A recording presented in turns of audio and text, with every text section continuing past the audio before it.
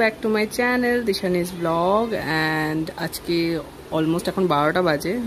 এখন আমি যাব ডক্টরের কাছে, বিকজ আমার দাঁতে রুট ক্যানাল হচ্ছে, তো ওই জন্য আমাকে ডক্টরের কাছে যেতে হবে এখন। আমরা চলে এসেছি ডক্টরের কাছ থেকে। মাম্মা তুমি কোথায় গেছিলে? ডাক্তারের কাছে চাইছিলাম, দেয়নি, তারপর আর কি করেছ? আর কিছু করিনি। কিছু করোনি? চলো ঘরে চলো। Good evening. তো আমি চলে এসেছি রাতে ডিনার বানাতে। তো আজকে রাতে বানাবো চিকেন। এখানে যে আমি চিকেন ভিজিয়ে রেখেছি, বিকজ চিকেন সকালবেলা তোর বাবা এনে দিয়ে গেছিলো। তো চিকেন বানাবো।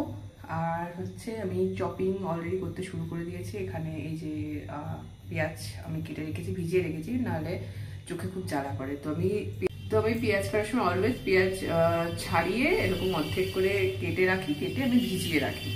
আর ওটা ওরকম আছে বিকজ আমার রান্নাঘর খুব ছোট, তাই আমি একটু অ্যাডজাস্ট করে রাখতে হয় জিনিসপত্র। যাই হোক, আমি পেঁয়াজ অলরেডি কাটা একটুখানি হয়েছে, তো অর্ধেক কাটা বাকি আছে। আর আদা রসুনের পেস্ট হয়ে গেছে, আলু কাটা হয়ে গেছে।